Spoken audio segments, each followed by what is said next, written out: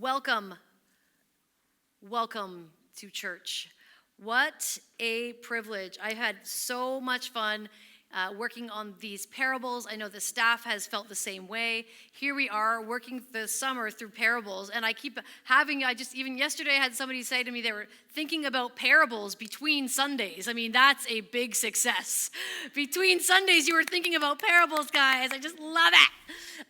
Unfortunately, it was a parable we're not actually preaching on this summer, but that's not important now. There's many that we're not going to be able to get to. So this morning, I love Pastor Aaron's parable. I think did beat all as far as shortness is concerned. I'm going to try to rival that this morning, but I'm not going to quite get there. It's just incredible how Jesus teaches in these stories, sometimes even as long as a sentence, and how powerful they are. And that's been such a privilege for us to be able to do that. So I'll ask it like this to get started today, which is, what is the craziest thing you've done for someone that you love? Like, rom-com style, I'm talking like. Or what's the craziest thing you've done to get something that you really, really wanted? Have you camped out? Has anybody ever camped out waiting for something? I know some people who have done like Black Friday sales in the States and have camped out outside of Walmart or Target or something. Something that you have maybe traveled really far for. There was a concert or a person that you really wanted to see, and you just did some crazy road trip or whatever, spent way too much money on something. Have you ever embarrassed yourself or taken a risk or devoted an insane amount of time to something? Just like it's extravagant, something that you've done that's sort of on the edge of extravagant. There's like almost no response from you. So either you are the like chillest people ever, or you're just like, don't even look at me right now. Don't worry about how long I sat at Target on Black Friday. Don't worry about it. I'm not willing to go back and talk about it.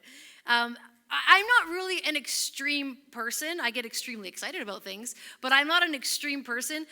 When I was in college, I was thinking about an example of this, but when I was in college, I considered pulling an all-nighter, staying up past 12:15 to finish an essay. Woo!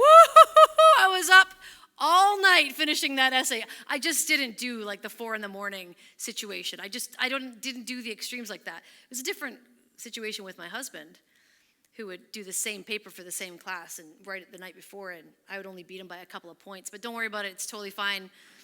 No big deal that I worked on it for 2 weeks or 3 weeks or whatever. Don't worry about it. Totally over it.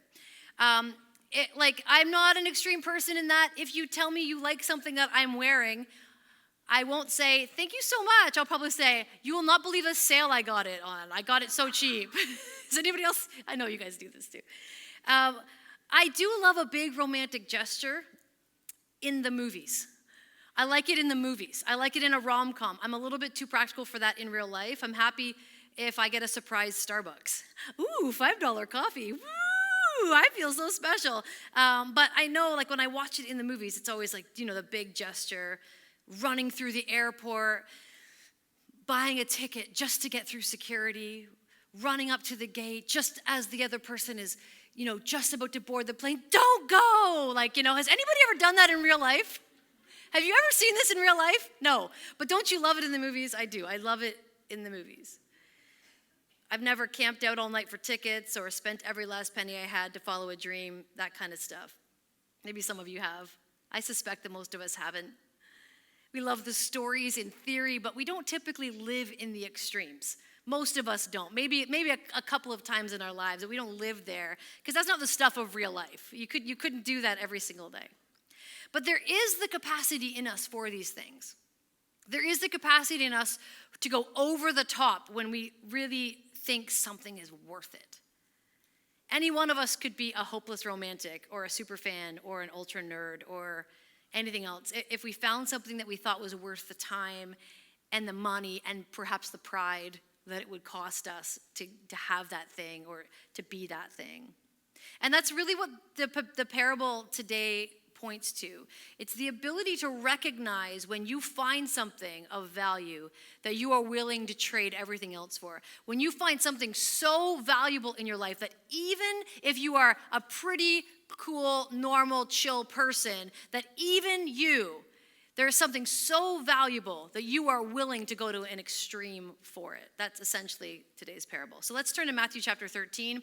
If you're on a device of some kind, you can go to YouVersion, the YouVersion Bible app, and you can go to more and then events, and these scriptures are loaded there for you already. But a couple of really short parables together that Jesus tells in Matthew 13. There's also Bibles in the seat pocket in front of you. There should be a few you can steal from your neighbor. And listen, I haven't said this for a while, so let me say it. If you don't have a Bible and there's a Bible sitting in front of you, take it home.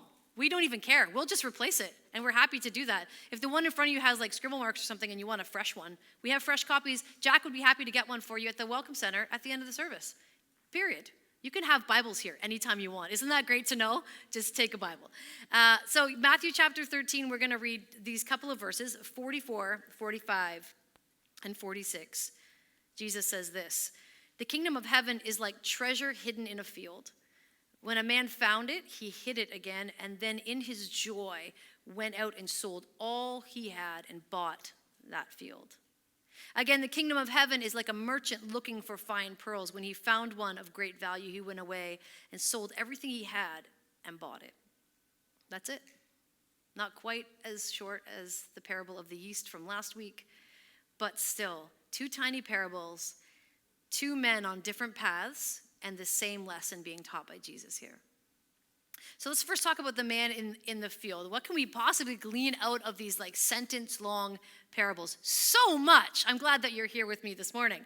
So why was there treasure buried in a field at all? And how on earth did the man find it? I mean, a lot of speculation for a one-sentence parable, I know that. But this part of the story, this like burying treasure in a field, would have made really good sense to the first hearers and readers of this parable, the original listeners, if you will. People used to use the ground as a bank because it was safer than actually taking it to any kind of institution that would look like what we think of as a bank. There's so often in the time that Jesus is teaching this, there's so often the threat of war. And the safest place for your most valuable possessions was to bury them in a place that only you knew they were buried. And so think about the parable of the talents, or as it's translated now in the NIV, the parable of the bags of gold, which I didn't grow up saying the parable of the bags of gold. It's hard to say, but that is what your NIV will say. Matthew 25, when he tells the parable of the bags of gold, Jesus is telling the story, and the wicked, lazy servant in that story did what with his talent? He didn't invest it. He didn't even put it in the bank to gain interest. He buried it, right? Because he wanted to keep it safe, because he wasn't sure what to do with it, and so he buried it. And in that case, in that particular parable, that was not the one thing to do. But he didn't want to lose it, and so he thought that was the safest place for it. So this is the idea in the culture at the time. Did that man then who found this treasure in the field, did he find it by chance? Yeah, I mean, he kind of did, except that almost every commentator I read on this parable made the point that the reason he found it is because he was going about his business, working hard, working in the field in some way, shape, or form. He was working the field, doing what he had to do, and all of those kinds of things. And in the course of his work, found the treasure. In the course of his life, in the course of his day, going about his daily things. If he was just sitting still doing nothing, he wouldn't have found anything. But because he was like working and doing things, he found this treasure. So you might ask yourself, you probably haven't, but just in case you did, and maybe you've already thought, why did he get to keep the treasure if he found the treasure in someone else's field? Has anybody ever thought about that? He found it somebody else's field, didn't say anything about it, bought the field, treasure is his. Is there an ethical, moral problem going on in this parable? But actually, under traditional Jewish law, this would actually have played out pretty understandably. The Jewish law said this: the finder has a right to what he found. As a general principle, that was what the law said. So in other words, finders keepers, right? That's essentially the idea here, finders keepers. However, the caveat to that is, if you lift something out of the ground, it becomes the property of the owner of the field. If you don't touch it, and then you buy the field, it doesn't belong to the owner until the owner knows about it. So this is what is going on here. Notice how the man did not lift it out and take it home or steal it or anything. He covers it up. He goes and buys the field. Then who lifts it out of the ground? him. So then he owns it. You see what's happening here? Very useful use of the law here. He just didn't touch it. He saw it. He buried it. He went back. He bought the field, and it became his. So really no ethical, maybe you could say he should have told the owner of the field, but let's not worry about that now, not the point of the parable. Under Jewish law, this was in line with what was allowed at the time, okay? So that's what's going on here. And it's helpful to understand that because we don't want to get like kind of ourselves all tangled up in a moral, ethical problem. This was very much in line with the law at the time, and the people hearing this in the original listeners to this parable would have completely understood that. And the details, of course, don't overshadow the point. The point is this: the man had so much joy when he discovered the treasure that he was willing to give up everything to make sure that that treasure was his. And Jesus is saying, that's what the kingdom of heaven is like. So then we have the merchant, which he says again. So like again, same point. I'm making the same point. He says, then we have the merchant. The pearl is thought to be by historians the loveliest of all the possessions in the time. It was the thing that was most sought after. And merchants would, in fact, scour the markets of the world to find the most beautiful one. And as opposed to the man and the treasure in the field, this pearl was found by the merchant by him spending time searching, diligently searching. That was what he did. He was looking for these things of great value. And the merchant was supposedly, in this case, an expert in pearls. And this one was clearly so much better than any other pearl he had ever seen that he considers it a fair exchange for him to give up everything else he owns to possess it. And he's seen a lot. He's been a lot of places, and he's done a lot of searching in his life, and this is the conclusion he comes to when he finds this pearl. I read it like this as I was reading about this parable, and it really stuck with me. So we're going to come back to it a few times. There's just something about the kingdom of heaven which makes extravagant action the only proper response. It's kind of what this boils down to. There's just something about the kingdom of heaven which makes extravagant action the only proper response. A few chapters earlier in the same gospel, Matthew records Jesus teaching people to store up treasure in heaven. Why? He says, because if you store up treasure in heaven, it's a place where moths can't eat it, where it can't be destroyed, where it can't be stolen. That's where you need to put your treasure, because everything you have on earth will pass away, will get eaten away, will get taken away, will get spent. And even if it doesn't, after you die, it will become somebody else's. And so he says, store up treasure in heaven. Because if you do that, it can't be destroyed. And then he says, because where your treasure is, there your, you know this one? Heart will be also. This is what Jesus is teaching about treasure just a few chapters earlier. And then a few chapters later, here in Matthew's gospel, after these parables, Matthew records an exchange between Jesus and a rich man. And the rich man is trying to figure out how he can get into heaven. And Jesus instructs him to sell everything, give to the poor, and gain treasure in heaven. So again, this forward-pointing issue. Where is your treasure? What is your treasure? What do you do when you find treasure? What's real treasure? Like Jesus taught about a bunch about this. And he says to them basically that the kingdom of heaven is the only safe investment.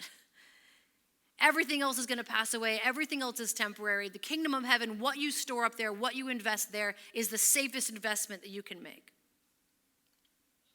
So when you add all of these ideas together, these teachings from Jesus about treasure, and that's not all of them, that's just a couple, you have to start to ask yourself, okay, treasure.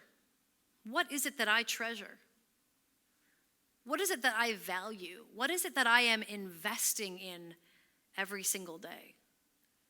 Does my life look like someone who has found something so incredible that it's worth exchanging everything else I have for it? Because that's the kingdom of heaven. Does my life actually look like that? Like someone who has given up everything in exchange for the one thing that is so incredibly worth it. It's interesting that Jesus uses these two different scenarios to, very briefly, but to make the same point. In the one, the man wasn't looking for treasure, but he found it unexpectedly. In the other, the man was looking everywhere for something of value, but he hadn't found it yet. And when he did, he immediately recognized its value because he had seen so many things before that didn't measure up to it, that didn't compare. Two different scenarios, two different men, two different walks of life, two different activities that they were doing, but their response when they found the treasure was exactly the same. When the most valuable thing was found, it was worth giving up everything else that they had for it. Everything had to be sold, everything sacrificed to gain the most precious thing. For the first one, it was a lightning flash of discovery in front of him. For the other, it was at the end of a long and conscientious search for something of value. And then there is just something about the kingdom of heaven which makes extravagant action the only proper response to finding that treasure. It's also interesting in these parables just to note that they gave up everything, which is a huge thing. Like, this is no small thing that Jesus is teaching in these short parables. But they are not told in the context of drudgery. They're told in the context of joy. The man in the field made his purchase, what Scripture says, with great joy. The man with the pearl must have done the same because he didn't buy the pearl for its monetary value or to upsell it somewhere else. He bought it for the pure joy of possessing it for himself in exchange for everything else. Because when we think of the Christian life, and rightly so, we think of the disciplines. We think of sacrificing. We think of self-denial. We think of taking up our cross daily and following Jesus, giving up our rights, surrendering our will. And those things are all true. But there's a reason that we do those things, friends. There's a reason that we do those things. Because the kingdom of heaven is so supremely great and so incredibly beautiful and so lovingly ruled by God and so present with Jesus that no giving up in this lifetime could compare with the value of what you gain in exchange. There isn't anything in this life that comes close when you recognize the value of the treasure of the kingdom of heaven. That's what he's saying. In Romans 12:1, Paul writes to the church in Rome this: "Therefore, I urge you, brothers and sisters, in view of God's mercy, to offer your bodies as a living sacrifice, holy and pleasing to God. This is your true and proper worship." In other words, there's something about the kingdom of heaven which makes extravagant action the only proper response. In other words, like, I love how Paul says that. Like, brothers and sisters, in view of God's mercy, offer your bodies as living sacrifices, holy and pleasing to God. This is your true and proper worship. This is the only thing that makes sense when you really see the value of the love and mercy of God, of all of the eternal gifts, of the inheritance that we have as co-heirs with Christ when we put our faith in him, when we are transformed in this life and know that we have a final and perfect transformation someday in eternity. Like, when we know and consider all of these things, it's just that's just our true and proper worship. It's the only thing that makes sense in view of God's mercy, in view of all of these great and precious promises, in view of all that Jesus has done for us. This is the only thing that makes sense when you consider the kingdom of heaven. It's saying our whole lives, our bodies, our minds, our spirits, our emotions, all of it, we're willing to exchange it all for God's kingdom. And in that exchange, while it does require surrender, taking up our cross daily and being willing to sacrifice and all of those things, it is the most beautiful exchange and worth every single thing. Because the things that we are actually giving up are not taking us where we actually want to go. The things that we are laying down are not things that are actually going to help us in the future anyway. There's no treasure in them. There's nothing in them that's going to last. But the things that we give up in exchange for what God has for us will be the things that change us forever and store up the treasure that we can actually have for eternity and the things that are going to matter. But I got to tell you, I hope you agree with me this morning. You can see that what Jesus is teaching us in those short few sentences. But I got to tell you, it's not easy to live in that, is it? Just in honesty, it's not. To every day wake up, the routine of going to work, going to school, making meals, cleaning up meals. So that's what I feel like my life is sometimes. You just make a meal and clean up a meal, and you make a meal and you clean up a meal. When I became a mom, that's what I kept asking other moms. Is this what it's supposed to be like, being a parent? You just make a meal and then clean up a meal, and you make a meal and you clean up a meal, and you make a meal, clean up a meal, and you go to bed? They're like, pretty much, yeah, that's pretty much it, especially in the younger years. Like that, there's just in the monotony of life, in the routine of life, in the pressures and cares and worries of life, and all the things that come up, how easy is it to keep this perspective from this parable? But when we hear it, when we hear that there's just something about the kingdom of heaven which makes extravagant action the only proper response, we ask ourselves, am I responding? Is that how I live my life? Is that how I feel about following Jesus, that it is the most precious thing I could ever ask for? It's worth everything else. Has meeting him and knowing him and being forgiven by him and being promised an inheritance in his kingdom given me that perspective? That this relationship with Jesus is so precious to me that it's worth whatever else in my life. When I look at my life, when I look in the mirror, do I have joy like the man in the field or the merchant? Just can't believe I get to possess the kingdom of heaven for eternity, regardless of the cost. Do I recognize the value of the treasure that I'm holding?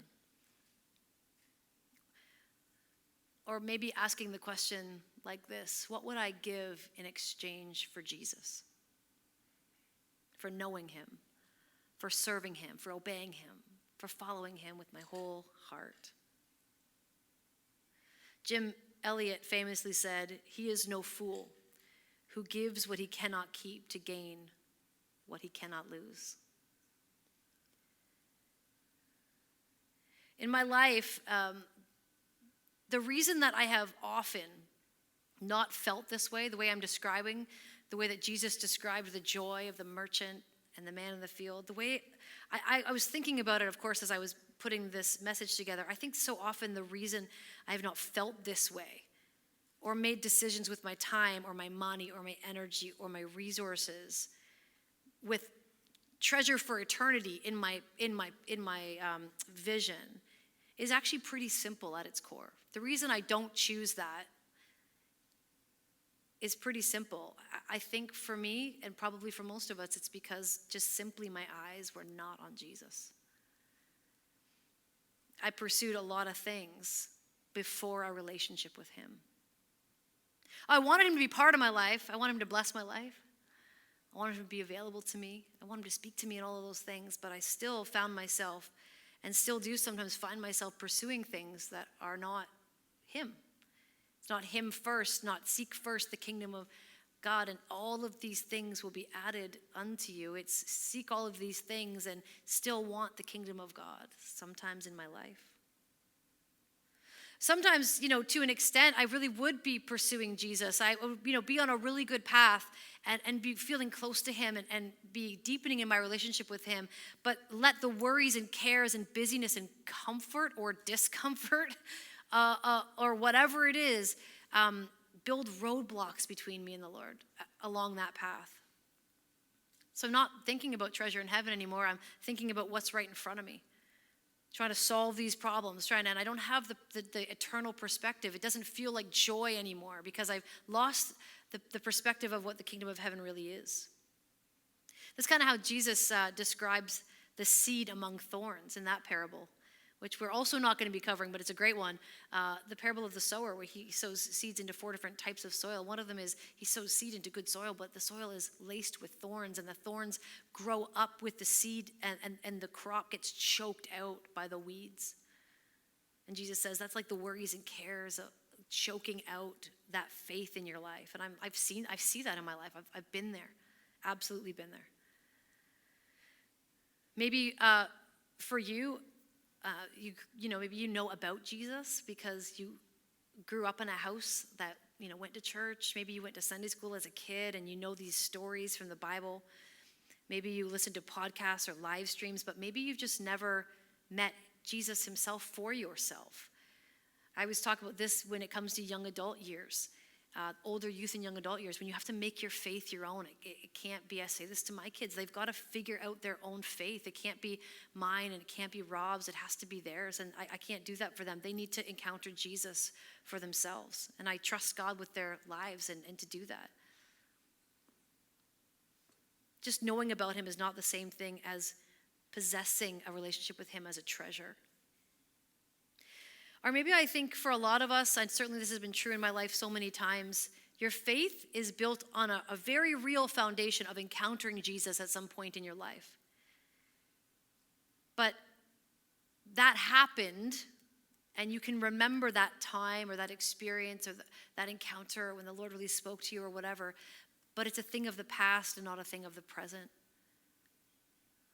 You haven't had much of a relationship with the Lord, and so it's really hard to keep an eternal perspective, the joy of the merchant, the man in the field, to have a perspective on the kingdom of heaven, because in the moment that you're in, there's just not much of a relationship with Jesus anymore. It's more of a thing that you're, kind of still pulling on from the past, but it's dry in the present. So I guess in all of these things, knowing our capacity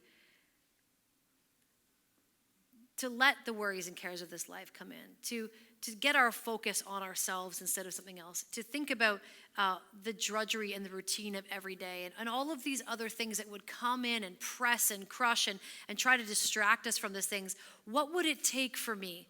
What would it take for you to maintain or rekindle a heart that would exchange everything else to gain what you can't lose by giving up what you can't keep? What would it take for you in your life to have that truth, the truth of this parable settled in you, rekindled in you, that desire to want treasure in heaven and to store it up there more than anything else you want in the world? Sorry, I felt it coming, but I couldn't warn you fast enough to mute that mic, sorry. What marks your relationship with Christ? These are all questions I was asking myself as this parable was starting to hit home with me. What marks my relationship with you, Jesus? Is it joy or is it obligation? Is it patient endurance, that long obedience in the same direction? Or is it frustration and cares and worry? Is it the future and fixing my eyes on Jesus, the author and finisher of my faith? Or is it the present or even the past that I just always has my undivided attention? I know for sure one thing, that knowing Jesus will transform your heart, and with it, it will transform your words, your thoughts, your attitudes, and your actions. I know this because this has been true in my life and so many people's lives. And so I want to invite you into those questions and into that invitation from the Spirit and from this parable that says, is my heart focused on eternity? Is my heart full of joy at being able, even with the cares and worries of this world, even with the routines, even with the past baggage, even with all of these things? Is my heart in a place where I can focus, I can see the goal set before me, I can see the prize, I can see eternity, and I believe with all of my heart that there is nothing like the moment that Jesus, I see him face to face for the first time, and he says, well done, good and faithful servant. Come and share Master's happiness. I don't know, I got to tell you, that's not how I wake up every morning. But from what Jesus is teaching me, that's where I need to be. to remember and to keep this perspective that there is something beyond this life. There is something beyond the pain that you're walking through. There is something beyond the cares and the trouble. There is something beyond the confusion. And there's a promise of that for eternity. And let me tell you and invite you in this moment to know that that same presence of Jesus is also available to you right now, in these moments, in the here and now, in the already. There's a lot of not yet. There's a lot still to come. There's a lot that's still promised. But in this moment, Jesus' presence with you, kindling joy in the midst of every circumstance, kindling faith and hope in the midst of everything that might come your way tomorrow or the next day, renewing and restoring and rebuilding from a past that's broken. All of these things are available in the presence of Christ today. Matt, would you come? And Peter and Sarah and whoever's going to come and sing the songs. I don't care, whatever, who cares? All of you are fantastic. I love you. Come.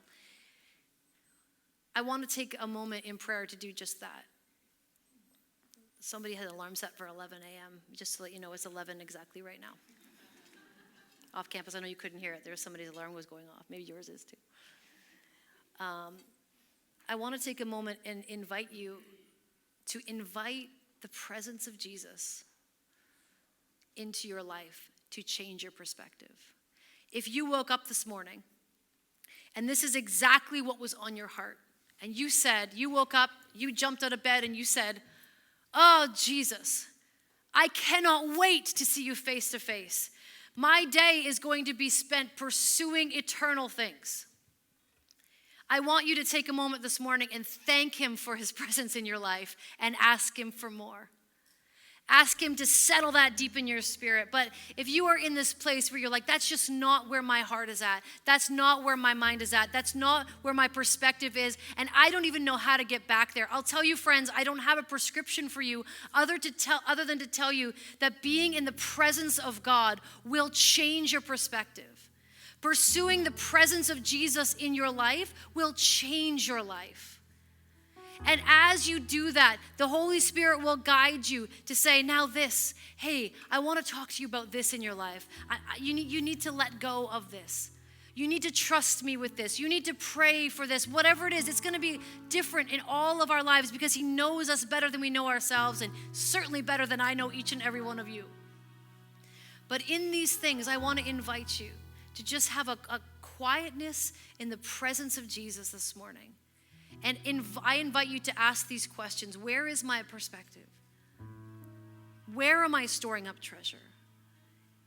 Is the joy of my life the pursuit of a relationship with Jesus and his presence? Or have some other things come along and stolen that joy?